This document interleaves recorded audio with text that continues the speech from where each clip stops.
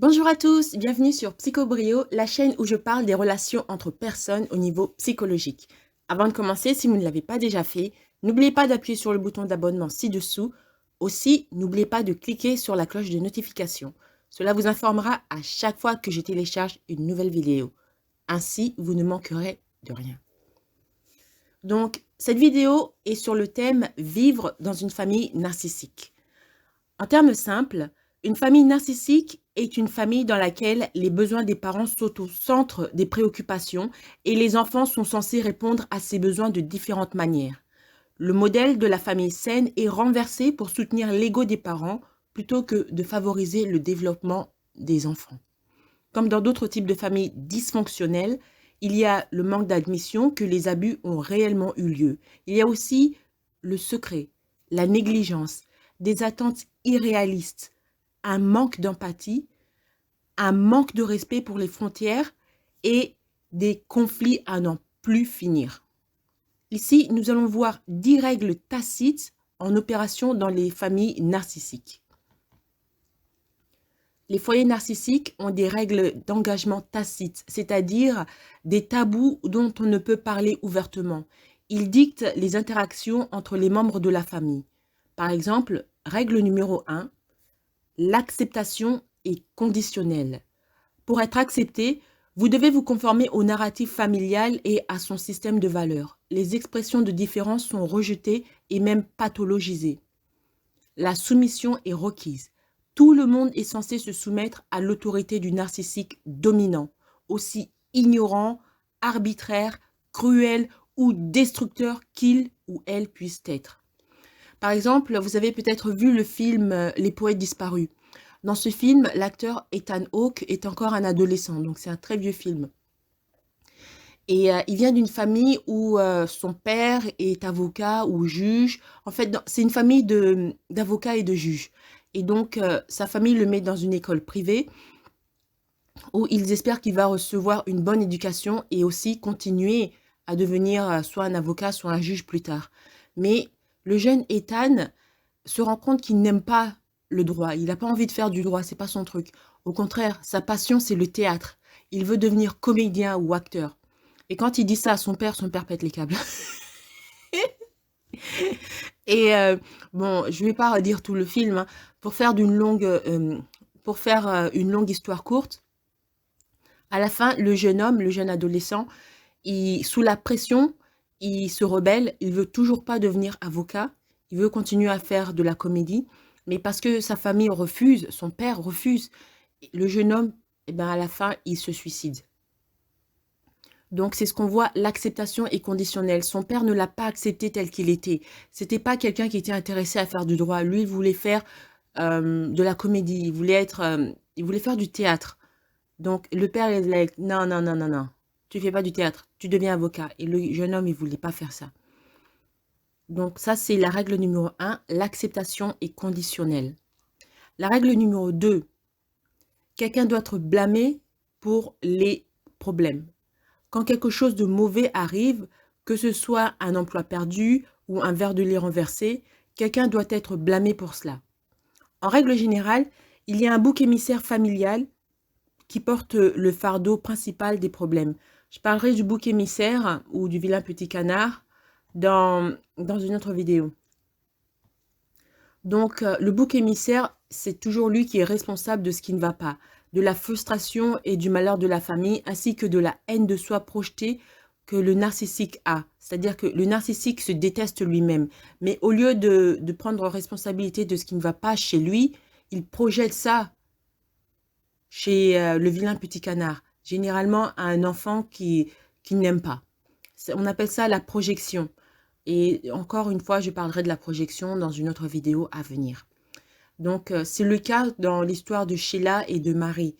Sheila n'aime pas le fait qu'elle a été assez stupide pour perdre sa jeunesse à faire des bêtises, c'est-à-dire coucher avec des gens ici et là, avoir des enfants en dehors du mariage, etc., etc. Et maintenant qu'elle est au crépuscule de sa vie, qu'elle regarde derrière, elle se rend compte que elle aurait pu faire mieux. Elle aurait pu avoir une vie qui est 100 fois meilleure, c'est-à-dire avoir une vie de famille stable, un mari qui l'aime, vous savez, le Cosby Show, genre de vie. Mais non, elle a fait que des mauvaises décisions sur mauvaises décisions sur mauvaises décisions et maintenant elle est vieille, elle a pas de boulot, elle est dans un HLM, elle vit de la sécurité sociale et encore, c'est pas beaucoup. Et en fait, elle est au fond du trou, quoi. C'est pas une belle vie. Elle regrette ça. Et au lieu de prendre responsabilité de ses décisions, de ses actions, eh bien, elle projette ça sur sa fille. Elle dit que c'est la faute de sa fille. Parce que si sa fille n'était pas née, eh ben, elle serait, je sais pas moi, journaliste, ou elle serait ci, ou elle serait ça. Mais maintenant, parce que sa fille est née, eh ben, vous savez que les mères comme ça, il y a quelque chose qui ne va pas dans la tête, hein. Donc, c'est la projection. C'est la règle numéro 2. Quelqu'un doit être blâmé pour les problèmes que les narcissiques ont vécu ou sont en train de vivre. La règle numéro 3, c'est la vulnérabilité est dangereuse. Donc, la vulnérabilité est dangereuse. Les erreurs, les accidents et les faiblesses, même ceux dont vous assumez la responsabilité, sont la cause d'un traitement honteux qui peut résister pendant des années, qui peut persister en fait pendant des années. Vous n'avez pas le droit d'exprimer des sentiments qui montrent votre humanité. Vous n'avez pas le droit d'être vulnérable dans ce genre de famille. Par exemple, si un jour, Marjorie, la fille de Sheila, a eu le cœur brisé. C'était la première fois qu'elle tombe amoureuse. Vous savez comment c'est quand vous êtes amoureux pour la première fois et que vous êtes persuadé que ça va marcher, que ça va marcher. Vous bâtissez vos espoirs sur ce qui se passe, sur cet homme ou cette femme, et vous êtes persuadé que ça va marcher. Et puis quelque chose se passe et tout s'écroule. Donc, c'était une jeune femme. Elle avait quoi? La première fois qu'elle est tombée amoureuse, elle avait 19 ans. Donc, ça lui a brisé le cœur quand ça n'a pas marché. Elle a pleuré comme une madeleine. Et sa mère, au lieu de se montrer comme une mère normale, d'être confortante et tout ça, elle n'a pas toléré de voir la vulnérabilité de sa fille. Elle a commencé à la gronder, à l'insulter, à la traiter de tous les noms. Mais vous vous dites, mais quel genre de mère est-ce que c'est que ça? Mais c'est une mère narcissique. C'est comme ça que ces narcissiques agissent. Ils n'ont pas de cœur. Au lieu de... Même si vous vous dites que oh, je suis contente que ça n'ait pas marché et tu l'as échappé belle, parce que c'était un bon à rien, ce garçon, de toute façon. Non, vous voyez que votre fille a le cœur brisé et vous devez la réconforter. C'est un être humain après tout. Et après, vous pouvez parler, lui dire, oh, au fond, tu sais, euh, il y a d'autres poissons dans la mer, hein, des choses comme ça. Mais ça, c'est après. Au début, vous devez quand même réconforter votre propre fille. Mais Marjorie, elle n'a pas eu ce genre de mère, malheureusement. Donc, elle n'était pas autorisée à montrer sa vulnérabilité. Même quand elle avait le cœur brisé, sa mère n'a pas toléré ça. Maintenant, la règle numéro 4. Dans ce genre de famille, les familles dysfonctionnelles, les familles narcissiques. Règle numéro 4, il y a des factions. Vous devez choisir votre camp. Tout comme il y a toujours le blâme et la honte, il y a toujours des divisions. Et si vous n'êtes pas du côté du narcissique dominant, vous en paierez le prix. Les enfants se sentent souvent obligés de choisir entre leurs parents, leurs frères et sœurs et d'autres membres de la famille. C'est souvent le cas dans le cas des divorces, par exemple. Vous devez choisir. Vous allez être soit du côté de la mère, soit du côté du père. Et si vous êtes du mauvais côté, l'autre, le dominant, va vous le faire payer. Donc, c'est pas comme ça qu'une famille saine doit se comporter, faire choisir l'enfant. L'enfant est trop jeune, surtout souvent quand les enfants sont d'âge de cours élémentaire, 8 ans, 7 ans, c'est trop jeune pour ça. Les parents doivent être humbles assez pour mettre la priorité sur les besoins de leurs enfants. Mais il n'y a pas d'humilité chez les narcissistes, ils font pas ça. Règle numéro 5, il n'y a jamais assez d'amour et de respect pour tout le monde. Vous voyez, l'amour et le respect sont des ressources renouvelables dans les familles saines, les familles normales. Mais ce sont des ressources limitées chez les narcs. Ils ne sont octroyés qu'à ceux qui en sont jugés dignes. Généralement, c'est l'enfant en or, l'enfant préféré, ou ce qu'on appelle le favori. Le respect d'une personne signifie le mépris d'une autre. Plus ils respecteront leur enfant favori, plus ils mépriseront le vilain petit canard. Il y a un exemple que je connais, c'est un exemple vrai. C'était une femme, elle était mère célibataire. Elle avait 1, 2, 3, 4 enfants. Et deux de 2 parents différents, de 2 pères différents. Donc 4 enfants. Les 3 premiers enfants, ils avaient le même père, mais le dernier, c'était un autre père. Et par exemple, ce qui s'est passé pour montrer à quel point, il n'avait pas d'amour et de respect pour tout le monde dans cette famille, un jour, la mère, elle est partie en vacances, elle est partie toute seule en Suisse. Et quand elle est revenue avec plein de cadeaux. Parce que la Suisse, c'est un pays, c'est un très beau pays, et il y a plein de choses intéressantes là-bas. Donc elle est revenue avec plein de cadeaux. Une, une, une personne normale qui part en Suisse et qui a 4 enfants et qui revient avec des cadeaux, vous penserez que elle a des cadeaux pour chaque enfant. Et si elle n'avait pas d'argent, dans ce cas-là, eh bien, elle a juste aucun cadeau. Comme ça, il n'y a pas de jaloux, il n'y a pas de favori, il n'y a rien. Eh bien, dans le cas de cette femme, elle est revenue de la Suisse avec plein de cadeaux. C'était pas juste un, c'était plein. Et devinez à qui elle a donné tous ces cadeaux. Donc, quand elle revient, vous voyez comment ça se passe. La mère est au salon, il y a tous les enfants autour de la mère, ils sont excités. Oh, comment c'était la Suisse, etc. Oh, c'était bien, c'était cool, et nana. Et elle commence à ouvrir les paquets. Et elle donne tout à son enfant favori. Les autres enfants, ils étaient juste là, debout comme des imbéciles en train de regarder ce qui se passe.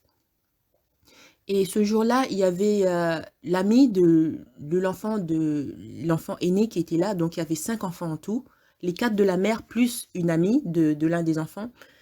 Et l'ami de l'un des enfants a dit, c'est pas possible ce qui se passe. Ma mère n'aurait jamais fait ça. Parce qu'elle aussi, elle vient d'une famille nombreuse. Hein. Et quand sa mère offre des cadeaux, soit elle offre à tout le monde, soit elle offre à personne. Mais elle fait pas de la sélection.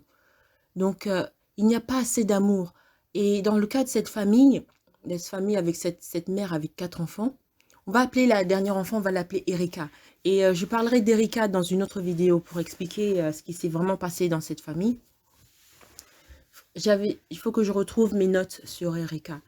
Donc, dans le cas d'Erika, elle était vraiment pourri gâtée par sa mère. Au point qu'ils vivaient dans un petit appartement, tout le monde vivait dans un petit appartement. Il y avait 1, 2, 3 chambres. Donc, la mère, elle avait sa chambre à elle. Il y avait une petite chambre qui servait de débarras ou quelque chose comme ça. Et il restait 2 autres chambres. Il y avait une qui, c'était une grande chambre. Et une autre, c'était une chambre de taille moyenne. Erika, elle avait la grande chambre, rien que pour elle. Avec son lit, son ordinateur, son bureau, son ci, son ça, une grande chambre, il y avait beaucoup d'espace. Et tous les autres enfants, eh ben, ils devaient s'entasser dans l'autre chambre, la chambre de taille moyenne. Même si tous les autres enfants, ils étaient beaucoup plus âgés qu'Erika. Il y en avait une qui avait, 18 ans. Et, enfin, c'était des adolescents beaucoup plus âgés. Et donc, la mère avait une enfant favori. Et les autres, c'était traité comme des... Bon, bah, vous êtes là, je vous tolère, hein, j'attends que vous partez. Hein. C'est ce qui se passe dans ce genre de famille. Il n'y a pas assez d'amour et de respect pour tout le monde. Donc, règle numéro 6.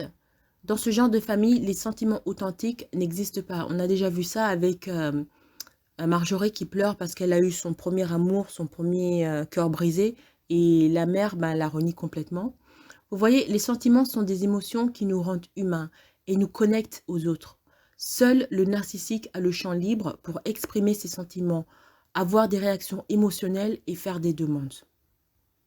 Il n'y a que le narcissique qui peut pleurer, qui peut avoir le cœur brisé. Il n'y a que le narcissique qui peut avoir envie de quelque chose, qui peut péter de joie, qui peut faire ci, qui peut faire ça, qui peut montrer des sentiments. Les autres, eh ben, ce sont des statues. Ils n'ont rien à dire, rien à faire. Vous vous taisez. Maintenant, règle numéro 7. La compétition est la règle du jour. Eh bien, le favoritisme et la comparaison constante créent un environnement de concurrence sévère qui sape la confiance et engendre l'hostilité et la trahison. Par exemple, dans ce genre de famille, il n'est pas rare de monter les frères et sœurs les uns contre les autres. C'est ce qu'on appelle la triangulation. Bien sûr, je parlerai encore de la triangulation dans une vidéo à venir. Je vais vous donner un cas de ce qui s'est passé, encore dans cette famille dysfonctionnelle avec la mère qui a fait ses vacances en Suisse. Eh bien, plus tard, ces enfants, les filles, ont commencé à avoir des petits amis.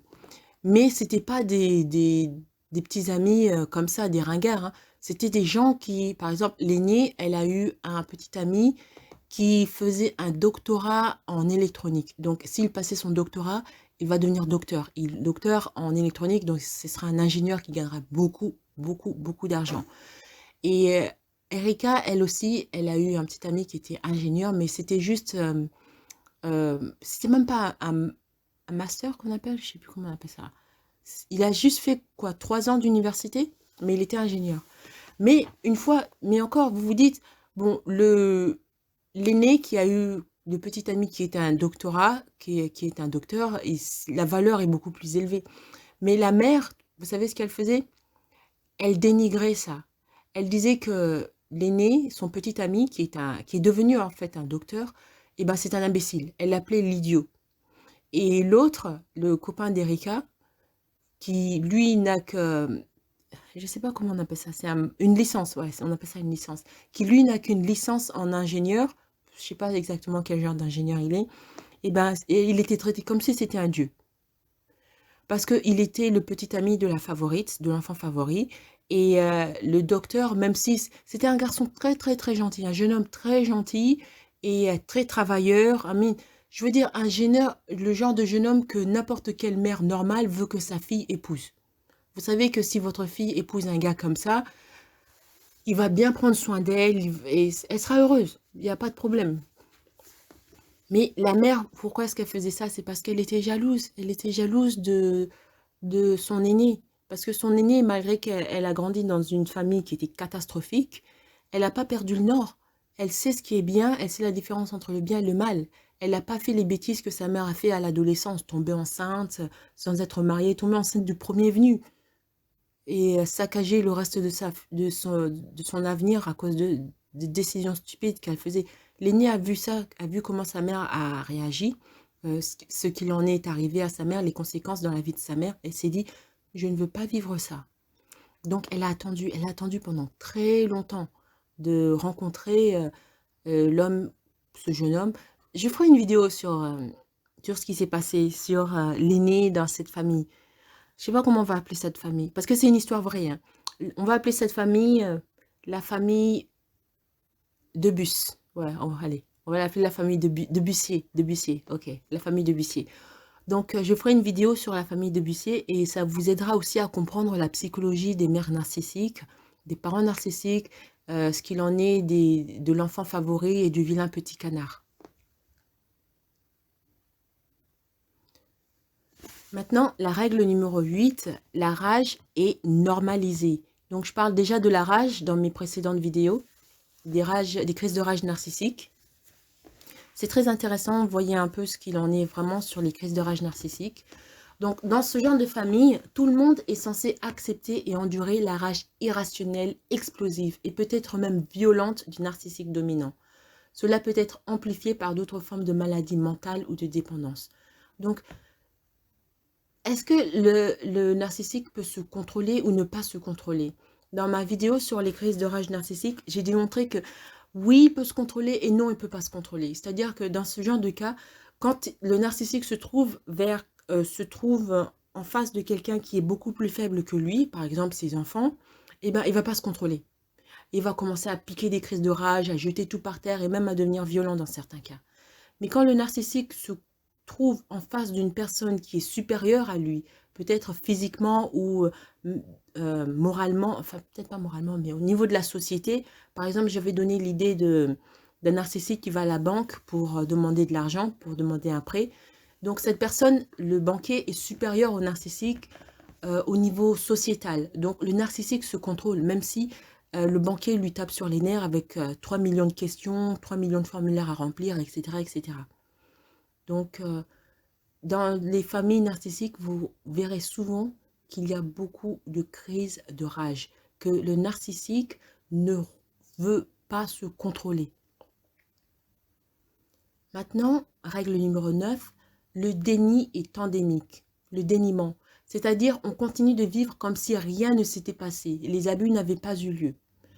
Mais pour maintenir le contrôle du narcissiste dominant sur la famille, il y a le déni des incidents abusifs, 2, l'atmosphère continuelle de peur, 3, le mauvais traitement continu du bouc émissaire et 4, diverses formes de négligence. Donc, dans ce genre de famille, cela montre que les gens font comme si de rien n'était. Même si le matin, le père avait piqué une crise, a cassé la table, a insulté tout le monde, et il a même été violent, l'après-midi, tout le monde doit se comporter comme s'ils étaient une famille normale. Et surtout quand ils ont des visiteurs qui viennent, eh bien, ils doivent toujours se comporter comme si de rien n'était, comme si c'était une famille normale. Personne ne va parler des abus qui ont eu lieu le matin. Et maintenant, la règle numéro 10, tout le monde sont dans un état constant d'hypervigilance. Eh bien que le bouc émissaire soit la cible principale, tout le monde est en état d'alerte constante, car personne n'est à l'abri du blâme et de la rage. Dans ce genre de famille, nourrir l'ego des parents, c'est tout ce qui compte. C'est bien plus important que le calme et la paix, la bienséance, la bienveillance envers les enfants. Tout ça, tout ce qui compte, c'est les parents, que les parents se sentent bien. Et bien sûr, comme on a déjà vu dans d'autres vidéos, pour qu'ils se sentent bien, il faut qu'ils rabaissent tout le monde. Donc, je vais faire un résumé des 10 règles que l'on observe dans les familles narcissiques. 1. L'acceptation est conditionnelle. On a vu le cas de l'histoire du poète disparu. Le jeune homme, enfin c'est un film, hein, mais ça montre, le jeune homme, il voulait devenir comédien, mais son père ne voulait pas. Donc à la fin, le jeune homme s'est suicidé parce qu'il il pouvait pas supporter la pression familiale et son père ne l'acceptait pas tel qu'il était, n'acceptait pas son désir de faire du théâtre plutôt que de devenir avocat. Donc on a vu 1, l'acceptation inconditionnelle. 2, quelqu'un doit être blâmé pour les problèmes. Quand il y a des problèmes, eh bien, c'est toujours la faute du vilain petit canard, c'est toujours la faute du bouc émissaire. 3, la vulnérabilité est dangereuse. On a vu le cas de Marjorie. Donc, elle est tombée amoureuse, elle a eu le cœur brisé et elle a pleuré comme une madeleine. Et c'est ce que font normalement les jeunes femmes de son âge, hein, 18, 19 ans. Vous êtes follement amoureuse de quelqu'un et vous pensez que vous allez bâtir votre vie autour de cette personne et ça ne marche pas, ça vous brise le cœur et vous pleurez. Mais normalement, la personne qui doit vous soutenir, c'est votre mère. La personne qui doit vous encourager et tout ça, c'est votre mère. Mais dans les cas des familles narcissistes, la mère, c'est votre ennemie. La mère est plus que contente de vous voir pleurer. Donc, enfin, la vulnérabilité n'est pas tolérée dans ce genre de famille. Enfin, 4, il y a des factions, c'est-à-dire des camps. On voit ça dans les cas de divorce. Les parents pressent leurs enfants, tacitement ou non tacitement, à choisir. Ils mettent leurs enfants dans des situations que l'enfant ne devrait pas être par rapport à son âge. L'enfant ne devrait pas choisir un camp dans la famille. 5, il n'y a jamais assez d'amour et de respect pour tout le monde. Donc, on a vu le cas avec cette famille, la famille de Bussier. Quand la mère part en Suisse, elle revient avec plein de cadeaux, mais au lieu de donner des cadeaux à tout le monde ou de ne donner de cadeaux à personne, elle choisit une personne, un enfant en particulier, son enfant favori, qu'elle bombarde de cadeaux alors que les autres sont là en train de regarder et ils se disent comment ça se fait que moi j'ai rien du tout. Et ça diminue leur valeur, ça fait mal au cœur d'assister à ce genre de spectacle. 6. Dans ce genre de famille, les sentiments authentiques n'existent pas. On a vu ça aussi avec le cas de Marjorie qui pleure, sa mère refuse. Le narcissique est la seule personne qui veut démontrer qu'elle est la seule être humain dans cette famille. Vous êtes que des robots. Et les robots, ben, ça pleure pas. Les robots n'ont pas de sentiments. Donc, si vous avez eu le cœur brisé, si quelqu'un vous a fait du mal, si vous êtes en émoi à cause de tel ou tel événement qui s'est passé dans votre vie, vous ne pouvez pas exprimer vos sentiments au narcissique parce que, 1, le narcissique s'en fout et 2, le narcissique va retourner ça contre vous pour vous détruire. 7. La compétition est la règle du jour. Donc, c'est pas rare dans les familles narcissiques que les parents montent les enfants les uns contre les autres ou la mère contre le père, l'oncle contre la tante, enfin, c'est un désordre incroyable. On appelle ça la triangulation. Et je donnerai plus de détails sur la triangulation dans une vidéo à venir.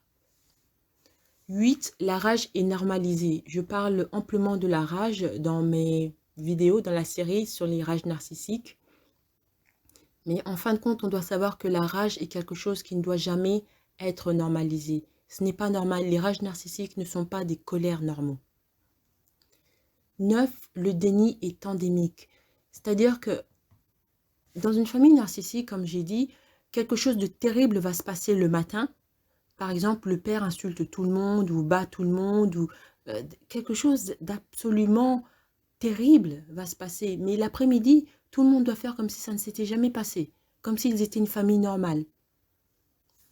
Et donc, il y a plein d'abus. Ce sont des gens qui vivent dans une atmosphère de peur. Et le, le bouc émissaire, surtout, c'est lui qui devient la source de toutes les négligences et des abus aussi. Enfin, pas la source, mais je vais dire la cible. 10, il y a un état constant d'hypervigilance. Même si c'est le bouc émissaire qui est la cible principale, la réalité c'est que personne n'est dans un état de sécurité parce que le narcissique peut se retourner contre tout le monde à n'importe quel moment. Donc malheureusement, c'est ça l'atmosphère qui est de vivre dans une famille narcissique et c'est pas sain, c'est pas bien, ce n'est pas bon, surtout pas pour les enfants. Si vous connaissez des gens qui vivent dans ce genre de famille, vous voyez dans quel moyen vous pouvez leur apporter du soutien. Merci d'avoir écouté cette vidéo. Avant de partir, n'oubliez pas de vous abonner et de partager cette vidéo en ligne. Il y a sûrement quelqu'un que vous connaissez qui a besoin d'en savoir plus sur les narcissistes. Aussi, si vous avez aimé mon contenu, pensez à m'offrir un café. Merci pour votre soutien, c'est très apprécié. Merci et à bientôt.